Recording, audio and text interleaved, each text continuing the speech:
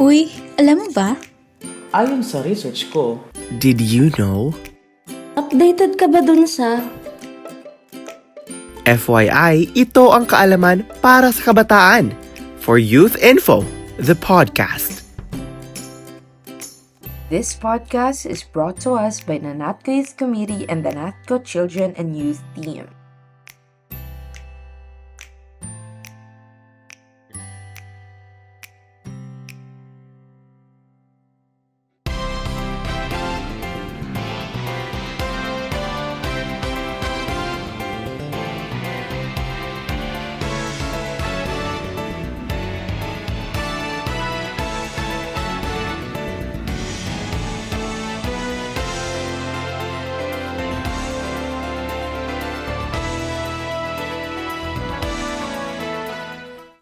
Hello, kabataan, and hello, FYI listeners, and welcome back to another episode of the For Youth Info FYI podcast. Hola, magandang araw sa ating mga FYI listeners. I am Crystal Marie Bendijo, your Youth Committee member representing Mindanao from Zamboanga City. Maayong adlaw sa ninyong tanan. I am Tiana Grace Camacho, Youth Committee member from Visayas, all the way from Cebu City. We are already on our episode 14, and if you don't know yet, this podcast is brought to you by NAPCO Children and Youth, the youth program of National Confederation of Cooperatives that fosters development and leadership among young people. The program is managed by NAPCO Children and Youth Team in collaboration with the NAPCO Youth Committee. In this special episode, we're exploring a theme that resonates deeply during the Christmas season, which is grace and hope. Finding faith in the Christmas season. For many, the holidays are a time of joy, light, and laughter. But for others, it is a season filled with loneliness, struggles, or questions about hope and purpose. So, in this episode, we're unpacking how grace and faith in God can help us navigate these challenges and how the youth of today can find renewed hope even in the hardest of times. Now, I'm honored to welcome a very special guest today. He is a BS Psychology graduate last 2014, worked in the corporate world for 5 years before God called him to work as a full-time campus missionary in Elevate. He is currently the Elevate Hub Coordinator for Central Luzon A, former NAPCO HR Assistant. Join me in welcoming Mr. Lance Abenzer C. Shanghai. Hello, everyone. Good day. First of all, thank you for inviting me and giving me the opportunity to be part of your podcast. Congratulations dahil 14th episode nyo na. Ayan, so we're looking forward na sana madami tayong ma-unpack na mga topics and issues maybe during this episode, and we're hoping na madami kaming matutunan, and as well as for you, sir, baka may matutunan ka rin from us. Let's jump right into it. The holiday season brings so many emotions: joy, stress, loneliness, all at once.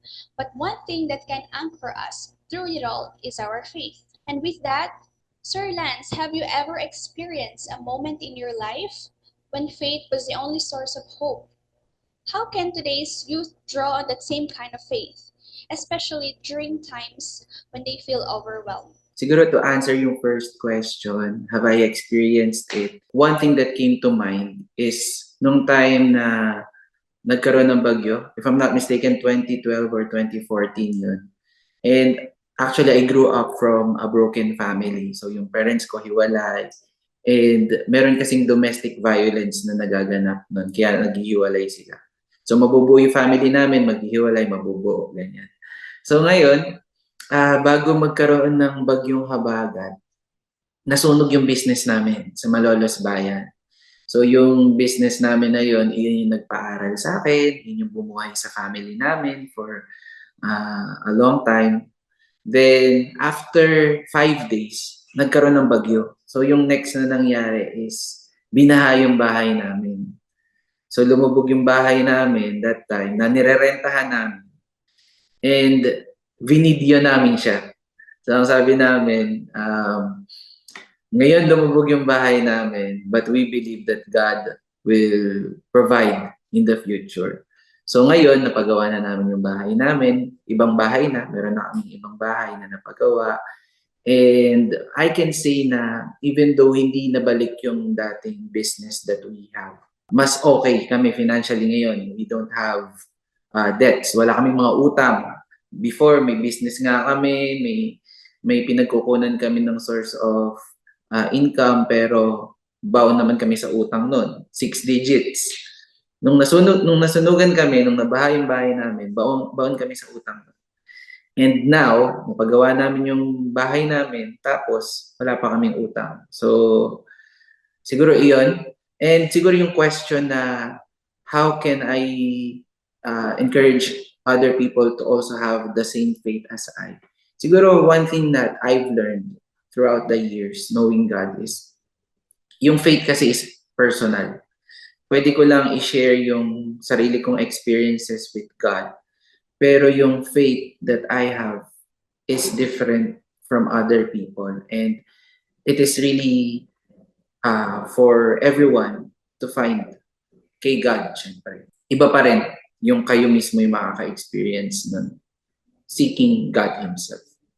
Yes, I couldn't agree more, Sir Lance. And I think it is important as well for the youth to, take small but intentional steps.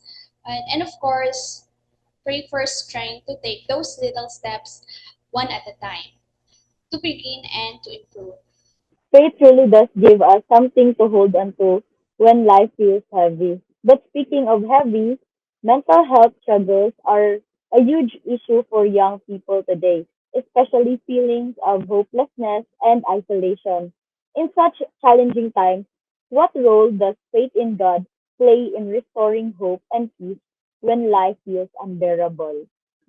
There are times I myself, up until now, no, I experience yung stress, anxiety. May mga times, coming from a background na broken family, nabubugbog ng bata, nabubuli sa school. Hanggang ngayon, may mga times na naiisip ko, gusto ko nang mamatay, ganyan. Parang gusto ko lang matapos agad lahat. But one thing that I learned is kahit pala na-experience mo to, when you have faith in God, instead of just sulking, no, having self-pity, meron ka nang makakausap sa mga pinagdadaanan mong ganito. Parang, Lord, gusto ko na mamatay, sobrang nasa stress na ako, gusto ko na matapos lahat to, ayoko na, pagod na ako. May mga ganun akong moments, especially nung nag-pandemic, di ba? Parang, I've known God for a long time, and yet, na-experience ko pa rin yung dapat ma-experience talaga ng normal na isang tao. So, parang minsan kasi, we tend to think that coming to God, kailangan tama na agad yung emotions mo, tama na agad yung mindset mo. Pero God can understand what you're going through. Siya yung nag-create sa atin eh. So, hindi sa kanya malayong maintindihan na nasa stress ka or ganito yung naging background mo nung kabataan mo. That's why may ganito kang tendency ngayong malaki ka na. So, yung role ni God is for us to see Him as our listening ear. And hopefully, He will answer and help us to get through dun sa mga nararamdaman natin. But one thing that I can tell you is, hindi agad minsan sinasagot ni God yung gusto natin or makuha natin agad yung comfort or yung result. But knowing that God listens, knowing that your Creator is with you sa challenges na pinagdadaanan mo, I believe it's more than enough for us to get through by the day. And hoping, yun yung faith eh. Kasi yung faith, ine-exercise siya. Hindi pwede na may faith ka na lang agad. Parang compared sa iba, bakit sa iba, ang lakas ng faith nila, bakit sa akin, hindi ko magawa yun. Kasi pinapractice talaga siya. It takes discipline, it takes time for us to get to know more about God, for us to experience yung naririnig nating na-experience din ng iba. So, yung role ng faith in God is giving our concerns to Him and trusting the Lord that He listens and that He will respond. May mga times po kasi na, like, napi-question ko kung meron ba talagang Diyos. Kasi minsan, pag yung life natin parang unbearable na and parang ang dilim na ng paligid, parang naka-question ko na, nandyan ba talaga siya? Ba't ako lang nakaka-experience ito? Ganyan. Normal lang po ba yun? Or hindi? Normal lang na mag-question ka kay God. Actually, when you talk to God and ask Him why, hindi ka nagkakaroon ng sin. We can express yung mga nararamdaman natin to God. Pero it takes faith for us to trust Him. Kasi, for example, paano mo ma-appreciate yung joy kung hindi mo naman na-experience na malungkot ka? So, paano mo ma-appreciate si God kung hindi mo na-experience yung adversaries, hindi mo na-experience yung mga... Actually, tingin ko may tendency talaga lahat to think na may mga na-experience tayo na tayo lang yung nakakadanas. And you can ask your friends too na minsan ba naiisip nyo to? Most probably, some of the people na makakausap mo, ganun. And kung mapapansin mo, ito yung isa sa mga na-discover ko through time na mapapansin mo minsan paulit-ulit yung na-experience mo. Iba-ibang tao lang or iba't ibang situation. One thing that God made me realize is meron siyang gustong ma-overcome natin. Kaya paulit-ulit yung nararanasan natin. And once na ma-overcome mo yun, iba naman yung ma-experience mo. Kasi doon mo ma-experience yung growth with Him. Na once na na-overcome mo na yung pagiging ganito, yung era mo na pagiging ganito, yung season mo ng pagiging ganito, may iba naman. So, maybe, one thing na kaya paulit-ulit or parang ikaw lang yung nakakaranas nun. Kasi meron si God na gustong ipa-overcome sa'yo that time. And you need to ask Him and seek Him talaga. It really takes an effort para mas maintindihan natin si God. Pero having a willing heart is more than enough to start. Alright. So, thank you so much, Sir Lance. And I agree po sa sinabi mo kasi actually yung sa wallpaper ng phone ko, ang nakalagay doon is, you've been here before and you'll overcome it again. Kaya, agree na agree po talaga ako sa mga nasabi mo po. Meron din akong nabasa na line na faith is not about knowing it all, but despite of the uncertainty and darkness, you believe that God will walk with you through it all. Ang ganda. Na-touch din ako. And nakarelate ako kay Q dun sa wallpaper na Bible verse. Kasi sometimes, yung akin naman is, do not fear for I am with you. So, at my age din, I believe na nasa mid-20s, dito nagkaka-experience din ng mga midlife crisis. And I know, hindi lang naman ako yung nakaka-experience ito. Madaming young adults na young professionals na parang hindi sure na tama ba itong tinatahak ko, gano'n. And one thing din na nabasa ko is we have to be very honest in prayer. And only through that, talagang maintindihan tayo at malilisten ni Lord kung ano yung talagang tunay na kailangan natin from Him. And also, faith can such be a lifeline, especially when the world feels like it's spinning out of control. And speaking of overwhelming feelings, many young people today are deeply affected by climate anxiety or the trauma of natural disasters. Previous months, we've witnessed how these factors have greatly affected our kababayans, lalo na mga kabataans. How can they find solace in their faith during these times? And what does God's love offer to those who feel overwhelmed by the weight of the world? Siguro sakto yan dun sa isa sa mga title natin yun, which is hope. That what God offers to us is hope. And tulad nga nung nakwento ko sa inyo kanina, kami, na-experience namin yun na victim kami ng typhoon. It's something na hindi mo naman ginusto. Unlike other things na may ginawa kang mali, tapos bumalik sa iyo yung ginawa mo. Yung typhoon kasi hindi lang ikaw parang pangkalahatan talaga, di ba? So, what God offers at this kind of situation, in this kind of situations, is yung hope talaga. Pero, you cannot trust someone. You cannot hope on someone you don't know. Kaya rin tayo minsan dumarating sa point that we ask God, Lord, bakit ganito or bakit ganyan? Kasi we don't know Him. Ibig sabihin, wala tayong idea on how He will work in our lives. Pag nag-ask tayo ng question, we must seek answer. Kasi if we will not seek answer, mananatili lang question yung question. And hindi tayo makaka-move on dun sa current ng inilalagyan natin. I'm thankful na nung time na nabagyo kami, kilala na namin si God. And sabi talaga namin dun sa video is makakabangon kami from this struggle, magiging successful yung life namin. And though sabihin na natin na hindi kami parang, alam niyo yun, super financially rich and all. Pero living a comfortable life and being secure regardless sa mga naging further struggles pa ng family namin. I can say na dahil kilala na namin si God, naging hopeful kami sa mga gagawin pa niya. So will I never face trials again or challenges? No, mag-face pa rin ako paulit-ulit. But one thing is for sure, God is faithful, and knowing that He is good, what He wants for my life is good. So hindi ko man makita sa ngayon, if there are times na hindi ko man makita sa sarili ko na parang maganda yung hinahantungan ng situation ko, knowing that God is good, I know that He will not allow na mag-suffer ako bilang anak niya for a long time. Parang ganon. So, there is joy in God, there is grace, there is hope. And to all people na naka-experience ng typhoon, maybe mas mahirap pa sa pinagdaanan namin, mas malala pa.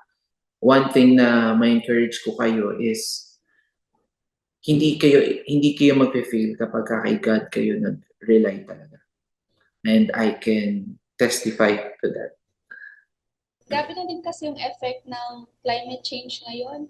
Just like here in Zamboanga, dati kung uulan pa yan ng 3 days straight, saka pa yan babaha. Ngayon, kung mga 3 hours straight na ulan, babaha na. Kaya yung anxiety ng mga tao, hindi lang naman for the youths, no? Pero greatly affected din yung mga youths kasi di nila alam paano mag-cope up, kasi affected yung school nila, yung studies nila, and sometimes kahit sa work, hindi na nakaka-jud, hindi na nakakatawid sa baha, ganyan. Kaya nakakalungkot, and sometimes nakakapanghinayang din and nakakapanghina ng loob, lalo na pag hindi katulad ni Sir Lance na nakilala na ang Diyos bilang kasanggan nila.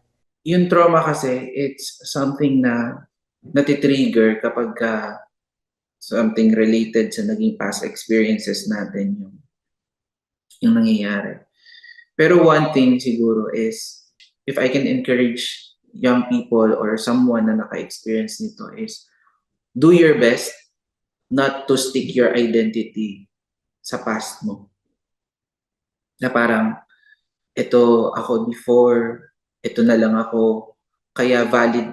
Though, totoo naman, valid na may nararamdaman natin sa mga nagiging experiences natin. For example, dati kang nabubugbog. Ito, share ko lang sa inyo. No? Hindi ko pa ito na-share kahit kanino before. Pero, dati kasi nabubugbog ako nung bata ako. Pag nahahawakan yung tiyan ko, may mga times na napapa-atras agad ako. Kasi sinusuntok ako sa tiyan before. So parang pagka nangyari yun, nalulungkot na lang ako bigla. Kasi naaalala ko yung pain, yung trauma nga na na-experience ko nung kabataan ko. Pero narealize ko na parang hanggang kailan ba ako magiging ganito? Parang kailan ba ako makaka-move on from this? It's either tatanggapin ko na lang na traumatic experience and yun na yun ay identity ko, or isusurrender ko to kay God and believe and trust Him that He will help me get through this in time. Nawala ba yun? Hindi lagi. May mga times na yun yung nagiging reason ko but parang minsan malungkot ako, ganyan. Parang binibigyan ko ng palusot yung sarili ko. Pero I've learned talaga na having a firm identity na you're under God's grace and that you're hopeful sa Kanya, it will help you na mas mag-mature din. Yung bodies natin, physically nagmamature. Di ba? Yung mga buto natin, dati mas madami, tas ngayon mas onti na lang. Kumbaga parang natural thing talaga sa isang tao mag-mature. Pero when it comes to emotion, it takes an effort, conscious effort for us to mature from it. And for those people na nagkaroon ng trauma, you may also want to seek help sa mga professionals, like sa mga psychologists din. You can also seek a group of people like sa church na that you can have a community that will help you get through sa mga pinagdadaanan mo. Siguro yun yung isa sa mga nakatulong din sa akin. Baka masyado ko lang nasasabi na ang faithful ko sa Lord, pero meron din naman akong community na kinabilangan no, na church na tumulong sa akin to get through it. Parang hindi ko siya kaya talaga ng ako lang mag-isa. Kasi minsan, kahit may faith tayo kay Lord, nagiging clouded yung mind natin sa mga pinagdadaanan natin. And God provides help through other people also. Parang matutulungan ka niya when you're surrounded with people that is also anchored sa Panginoon. And doon mas magiging tama yung perspective. Alam niyo, hindi ko na-expect na makakabangon kami from what we experienced.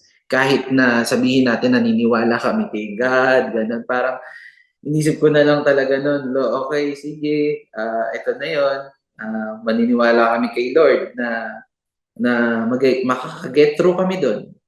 Pero yung mabayaran yung lahat ng utang namin and all, parang ma-amaze ka na lang. One day, uy Lord, more than pa pala sa pinag-pray namin yung answer. So dun sa mga may trauma, you can seek help, professional help. There's nothing wrong with that. Baka isipin nila, di ba dapat faith lang kay God sapat na? No. Kaya nga may medicines na inallow si God na ma-create in order for us na mag-take ng medicines kapag merong sakit tayo. Kaya inallow ni God for us to have professionals like mga psychologists is dahil He created them to help us also. Parang we are created for one another, to help one another. Kasi pagka sinabing faith lang, ganyan, di sana, hiwa-hiwalay na lang tayo kinreate ni God at hindi na niya tayo pinagtagpo-tagpo, di ba?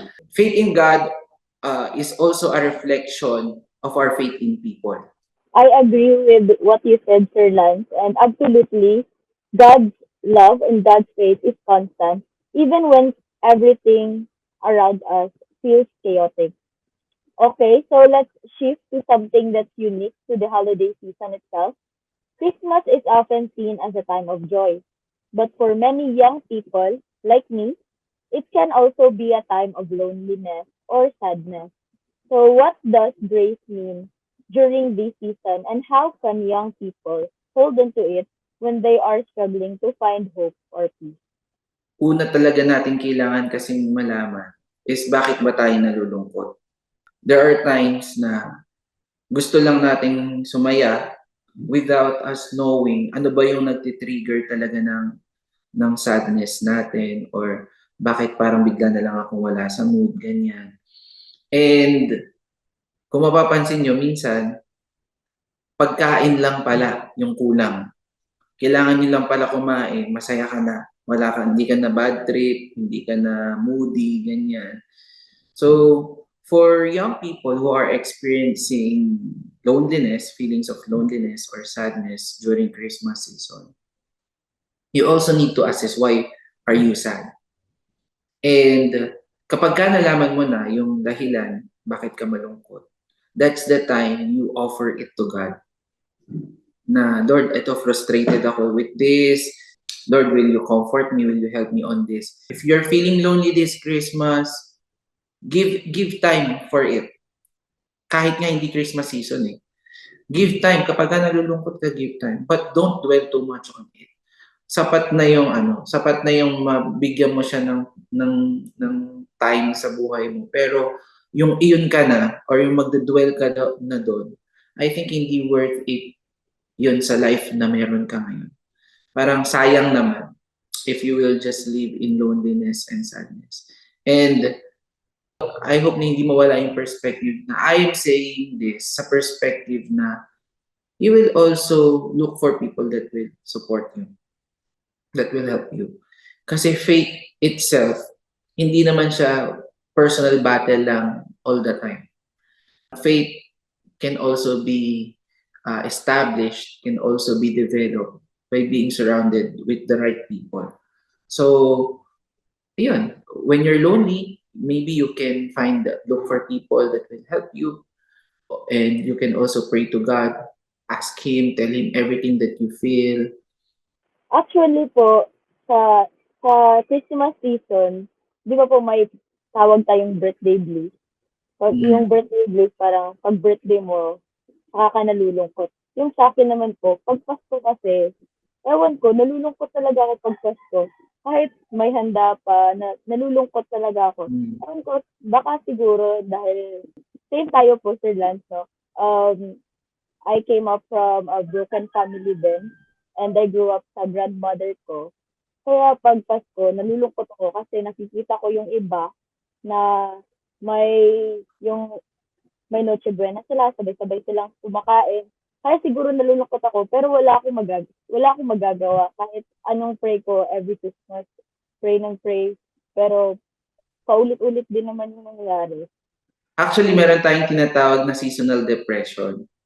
So, usually, pagka malamig yung panahon, mas maraming taong nade-depress.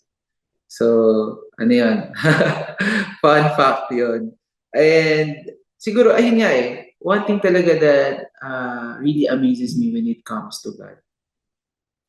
Yung pagka nalungkot ka, for example, hindi naman siya sin. Parang gano'n. Hindi siya kasalanan, okay? Kasi, nalulungkot ka lang. And, yun yung kagandahan kay God. You can tell Him na, Lord, nalulungkot ako. Pero hindi siya reflection. It doesn't equate na parang malungkot ka, hindi ka na naniniwala sa Diyos. Parang ganun. Parang, Lord, malungkot ako ngayon. I pray that I find joy in you. Then, okay na yun. Even si Jesus Christ, di ba, nagalit siya, nag-flip siya ng mga tables sa temple. Pero hindi siya nagkasin. Wala siyang kasalanan. Pero nagalit siya. So, ang ibig sabihin, may mga certain emotions kasi talaga tayong nararamdaman. And minsan, iniisip natin na pagka sinabi ng isang taong naniniwala kay God that you do this, you do that, tinatry niyang i-compress yung nararamdaman mo na magiging untrue ka na to yourself. One thing talaga, kapag nalulungkot tayo, or ano man yung nararamdaman nating emotions, you communicate it with God. Lord, naiinis ako. Lord, nagagalit ako. Lord, ano ako. We are all humans after all.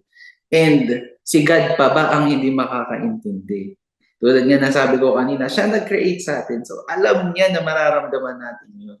And what He wants from us is whatever feelings yung maramdaman natin, we communicate it sa Kanya. We surrender it to Him. Kung tingin natin yung feelings na yun doesn't help us, let's ask Him. Especially, for example, usually, ang struggle ng youth, yung mga nai-in-love. Ganyan, di ba? So, kung tingin mo, hindi helpful sa'yo yung ganong feeling for this season, you surrender to God. Lord, alisin niyo yung desire. Alisin niyo yung nararamdaman kong ganito. Di ba? So, parang, we can be honest every day with God. We don't have to pretend that we are okay, ganun. Kasi alam din naman yun, nakikita niya naman lahat ng pinagdadaanan.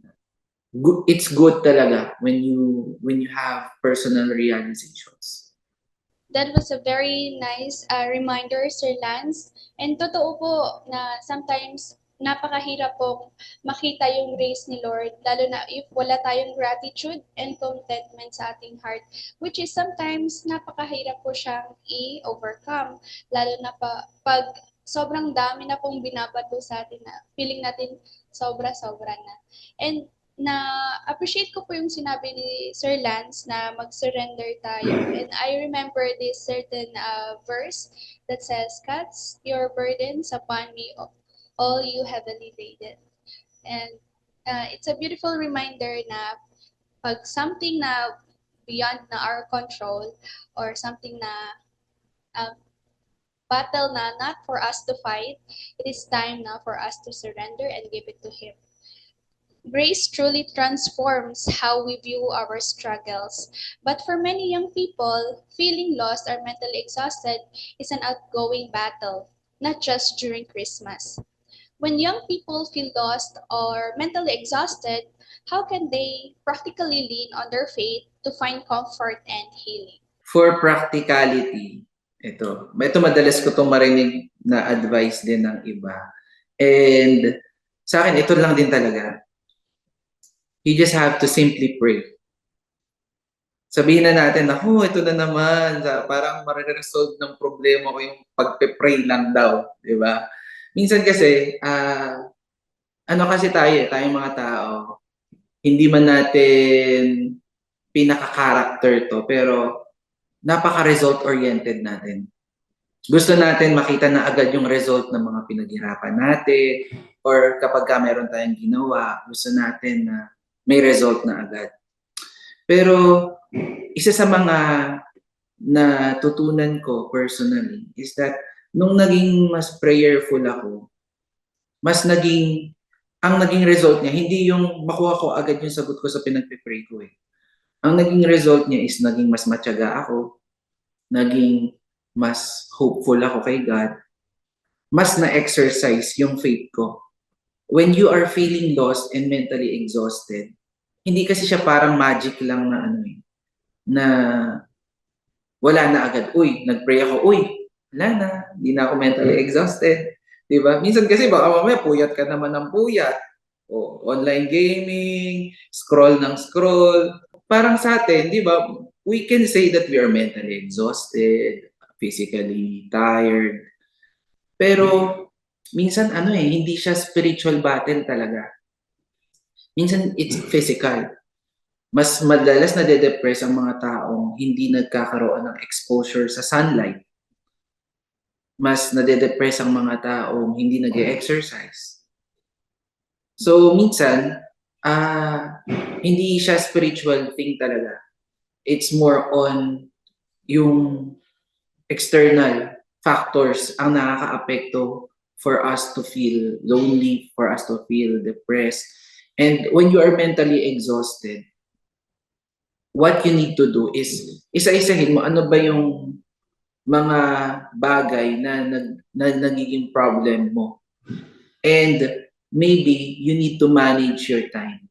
You need to set priorities talaga. Kung nandoon ka naman sa side na wala kang choice but to be really mentally exhausted because of the circumstances that you're facing. Like, for example, nag-work ka, nag-aaral ka, tapos may sakit yung kapamilya mo. Parang ang dami mo talagang iisipin within the day. You really need to exercise faith kay God. You need to surrender it to Him. In truth. Kung ano nararamdaman mo, you tell Him. And then eventually, you will see how He will work. Para makikita mo kung paano kumikilos talaga si God. So as we talk about finding hope, we can't forget about sharing it with others.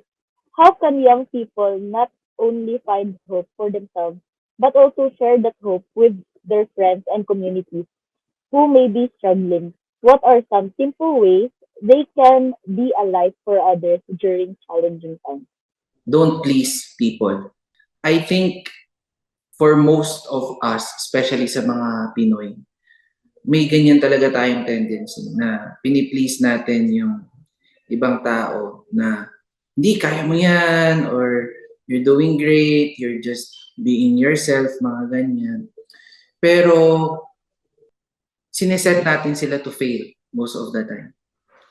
Minsan, parang pag nagsiset kasi tayo ng expectation sa mga kaibigan natin when we are just pleasing them and not telling them the truth, nagkakaroon sila ng high hopes. Kaya pagka nag-fail sila, sobrang laki rin ng balik ng frustration.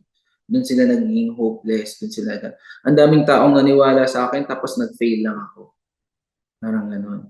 So, sa mga ganitong klase ng situation, in order for us to share yung hope that we have, una talaga is we live in hope. Kailangan hopeful din tayo. Hindi pwede na sinasabi lang natin siya and hindi nakikita ng iba sa atin yun. Actually, yun lang, more than enough na yun. Parang you don't have to prove anything, you don't have to say anything minsan. You just model it out.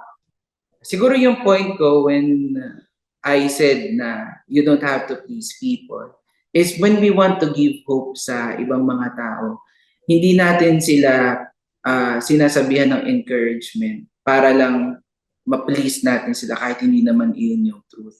Especially dun sa madalas na sinasabi na if this will make you happy, do it. Or if kung ano yung sinasabi ng heart mo, gawin mo. Alam niyo ba sa Bible lang sinasabi, our hearts is very deceitful. Pero ang sinasabi ng world, follow your heart. Diba? So, minsan, kapag ini-encourage natin sila to just be happy and do yung things na makakapagpasaya lang sa kanila, instead pala na sa totoong joy or totoong hope natin sila nilili, we are setting them up for failure. Ayun. So, I couldn't agree more, Sir Lance, no? And sometimes, parang struggle din on our part to lend a hand or mag-give ng advice, lalo na pag broken din tayo on the inside. And I think it's important din na before we reach out to someone else, make sure na tayo, buo din tayo as a person and in our hearts, strong din yung faith natin in order to be able to touch someone in a proper way. And para makapagbigay tayo ng inspiration na totoong kailangan nila. Now, we will proceed naman into something na greatly embedded na sa lives ng ating mga youths, which is the digital world. Yan. In today's digital age, where young people are constantly exposed to social media, online pressures, and real-time negative world events, how can they use technology as a tool to strengthen their faith rather than allowing it to weaken their mental health and resilience? We can control our algorithm talaga. If you want to strengthen your faith kay God, you also need to work on it. Parang mag-search ka ng mga videos about kay God. Tapos ang ginagawa ko rin, binablock ko pagka hindi ko trip yung content, kapag hindi ko gusto yung napapanood. Kasi from time to time, may mga sisingit talaga na ganon. Parang isasuggest sa'yo, ito yung trending ngayon. Baka gusto mo rin panoorin. Yung exposure na yon, we can take that as an advantage talaga. Na even may mga nadidiscover ako na, okay pala itong content creator na to, itong preacher na to. May mga ganito pala. Kasi nag-start siya nung nagsimula lang ako mag-search ng Christian videos. So, you can do that by following the right people sa social media platforms and doing your personal search para maging ganun yung algorithm mo and blocking din yung mga wrong influences. And yun nga, as I mentioned earlier, share things that helps you. Yung mga nagbi-build up din sa'yo. Guilty po ako, no? Kasi ako hindi ko po talaga nakokontrol yung algorithm ko. Pag may napanood ako na dini na videos, sunod-sunod na sila, then nakakalimutan ko na may gagawin pa po pala ako. Kaya then yung sa pag-follow din po ng mga people na hindi naman nakaka-help sa akin, nakaka-trigger lang pala yun sa akin. So, ang dami ko pong natutunan galing sa'yo and ang dami ko ding ngayon ko lang alam na galing sa'yo. Kaya thank you po. Finally, as the year ends and a new one begins, many young people might feel stuck or unsure about what's ahead. How can they carry the hope they find during the Christmas season into the rest of the year? What practical habits can help them stay grounded in faith and hope, especially when life gets tough? Isa sa mga pinangahawakan ko every year, New Year is just another day. It's not something that you need to fear about. Siyempre, unknown yun eh. Unknown yung 2025 for us. Pero, isang gabi lang yung pagitan ng December 31 at January 1. It's just another day. And hindi mo na kailangang hintayin yung araw na yon for you to have a different mindset, a different approach in life. You can start doing it today. Minsan kasi masyado natin binibigyan yung sarili natin na, hindi, sige, I'll be better. Monday na lang. Sa Monday na lang ako magiging better. Tapos, pagdating na ng Monday, Monday na. Eto na, next Monday na lang. Di ba? So, parang ganun natin inaayos yung discipline natin. Pero, you can start today by being hopeful. Ngayon pa lang, parang, alam mo, hindi mo nabibigay yung time next year ka nakikilalanin si Lord. So, itong time na to, for me, myself, and I na lang muna. Parang, simulan mo na ngayon. Kasi if you will not start today, hindi siya magiging intentional talaga kapag naghintay ka pa ng mahabang oras. And sabi sa 2 Corinthians chapter 5 verse 17, therefore, if anyone is in Christ, he is a new creation. The old has passed away. Behold, the new has come. When we start our personal relationship with God, it really allows us to become a new person in Him. Yung past natin, yung struggles natin, ng mga nagdaang panahon, hindi na yun yung nagiging identity natin. And as the new year comes, I just want to remind everyone na itong sineselebrate natin na Christmas season is dahil sobrang faithful si God. Because of His great love for us. Sabi sa John 3:16, for God so loved the world that He gave His one and only Son, that whoever believes in Him will not perish but have eternal life. So, iisipin mo, no? Kung nagawang ibigay ni God yung kaisa-isa niyang anak for you, bakit hindi niya ibibigay yung simpleng peace of mind? So, I'm not saying na if you're not experiencing peace of mind ngayon, pinagdadamutan ka ni God. But it only works if you have a personal relationship with Him. As what I mentioned earlier, mahirap magtiwala sa taong hindi mo naman kilala. You will always find it hard to trust God if you don't know Him. And it is our role as human beings to really be intentional in getting to know God. So, as we move forward from this Christmas season to the next year, siguro one thing that I want you to be hopeful for is that when you are intentional in getting to know God, He will surely reveal Himself to you. It's really a personal experience. Hindi kahit gaano kaganda yung naririnig nyo from me na experiences ko or realizations ko, mai-share ko lang sa inyo siya bilang isang salita na mapakikinggan ninyo.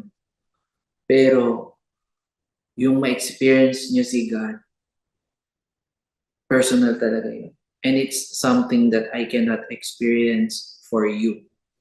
So, if you are feeling stuck sa situation mo ngayon, if you are feeling hopeless sa nagiging cycle mo ngayon, break the cycle by seeking God. Biruin nyo, sabi dito sa 1 Peter chapter 5 verse 7, cast all your anxiety on Him because He cares for you. He cares for you. Pero ano yung una natin kailangan gawin? Cast all your anxiety. We need to do our part. Kung mapapansin nyo, simula pa lang nung kinreate ni God yung mundo, He really wanted us to partner with Him. Sino nagpangalan sa mga animals nung kinreate niya? Si Adam. Sino ang naghati ng Red Sea nung dadaan yung mga Israelites? Si Moses. Sino nag-create ng ark? Si Noah. Kung nagawa ni God i-create yung buong mundo, kaya niyang gawin yung lahat ng yun. Especially yung pagpapangalan lang sa mga hayop. Diba? Pero binigay niya yung privilege na yun na ang magpangalan mga tao. Ibinigay niya yung privilege na paggawa ng ark sa tao. Ibinigay niya yung privilege na paghahati ng Red Sea through His power sa tao. Ano ibig sabihin? God really partners with His creation in order to do great and mighty things. So, kailangan lang natin, we ourselves, we must be willing to partner with God. And eventually, we will see great things happening in our lives. So, as we move forward, sana maging hopeful ka that God would use you as you partner with Him, as you seek Him. Maging hopeful ka na this 2025, you will get to know more about God this time compared sa year na to na pinagdaanan mo. And ano man yung pagdadaanan mo sa 2025, for sure yan, expect mo na pag pumasok in 2025, hindi lahat yan masaya. Hindi lahat yan puro great experience. May mga negative at negative na mangyayari dyan. Pero ang one thing that can secure you is that you have a personal walk with the Lord. He cares for you. He listens to you. And hopefully, He will answer your prayers. Yung family ko, separated, as I mentioned. And alam niyo ba, naging intentional ako. Nung nag-work ako sa NATCO, kasi yun sa mga base ko na sobrang intentional ko talaga sa pagpe-pray ko kay God. Nabuuin niya yung family ko. For 5 years, I've been praying nung time na yun. And yung 5th year ko, nasa NATCO ako nun. And nung year na yun, sinagot ni God yung prayer ko. And I tell you, Lord, unang year, bakit ayaw mo sagutin? Maganda naman ang gusto kong intention. Parang alam niyo yun, ganun talaga eh. Exercise of faith. So, expect that there will be challenges. Meron mang, naniniwala ka man sa Diyos o hindi, may challenges eh. Yun yung reality. Maniwala ka man kay God or hindi, may challenges. But, I personally experienced God and I'm so thankful that even though there are challenges in life, nakakapag-rely ako sa Kanya. Agree po ako sa sinabi mo nung una na hindi mo na kailangan mag-antay ng January 1 para maging mabuti. Kung kaya mo namang gawin ngayon, bakit hindi mo pa simulan ngayon yung magandang mindset, hindi mo na iaasa sa 2025. Thank you so much, Sir Lance, for sharing those wonderful insights. It's so encouraging to hear how habits like being hopeful and by embracing God's grace can sustain hope. And I also think it's powerful to remember that hope isn't just found in what we do, but in who God is. His constant presence can be a source of strength in all seasons. And I think this podcast is what I really need because these past few days, life has been too rough for me. And I really needed life for me to go through these challenges. And I've learned that embracing God's grace means letting go of my self imposed pressure or guilt and accepting that these struggles I'm facing right now are just part of my growth. I know na itong episode is napakagandang episode talaga to wrap our FYI podcast for 2024 and I hope madaming natutunan ng ating mga youth. Of course, madami talaga kami pala nga ni Q na overwhelmed na kami sa dami ng naming natutunan kay Sir Lance. And nag-set siya ng magandang reminder for all of us na life is too short to dwell and hold on to what's making us broken. Like sinabi dun sa Psalm 34:18, the Lord is close to the brokenhearted and saves those who are crushed in spirit. So surrender fully kay God. Invite Him in our pain. Be honest in our prayers. Yun talaga. Allow Him to enter our hearts. To soften our hearts na sometimes masyado nang nagiging matigas because of life's challenges. And thank you so much, Sir Lance, for sharing your wisdom and heartfelt advice today. You've given us so much to think about as we navigate this Christmas season and beyond. And I really, really hope na madaming youths ang makinig nito para matouch din ang kanilang lives just like how you did it to us, Nikyo. And hindi ko po makakalimutan yung sinabi mong seasonal depression at saka yung pagiging people pleaser. And to all our listeners, remember that grace and hope are always within reach. No matter what challenges you face, hold on to your faith, embrace the love of God, and be a light to others. And as we wrap up today's episode, let's hold on unto the reminder that grace and hope are not just for the Christmas season. They're gifts that we can carry with us throughout the year. Faith is a powerful anchor in times of joy and struggle, and it equips us not only to find peace in our hearts, but also to share that peace with others. Whether you are having navigating challenges, feeling the weight of the world, or simply searching for meaning, we hope our discussion today has inspired you to lean into your faith, embrace God's love, and be a source of light for those around you. So thank you so much, Sir Lance, for sharing your heartfelt insights and encouragement. Your passion for empowering young people to find strength in faith and hope is truly inspiring. And we're so grateful for your time today. So always remember that grace and hope are always within our reach, especially when you trust in the love and faithfulness of God. Wishing you all a joyful and peaceful Christmas season. Thank you to our dear listeners for accompanying us until the very end of this episode. Sino mag-aakala na sa huling episode na natin ng 2024? But don't worry, madami pa tayong pag-uusapan at matututunan sa susunod na taon. This has been your host, Tala. And Q. We'll see We'll you see you next next time. time here on For Youth Info Podcast. Kaalaman para sa kabataan. Merry Christmas! Merry Christmas po.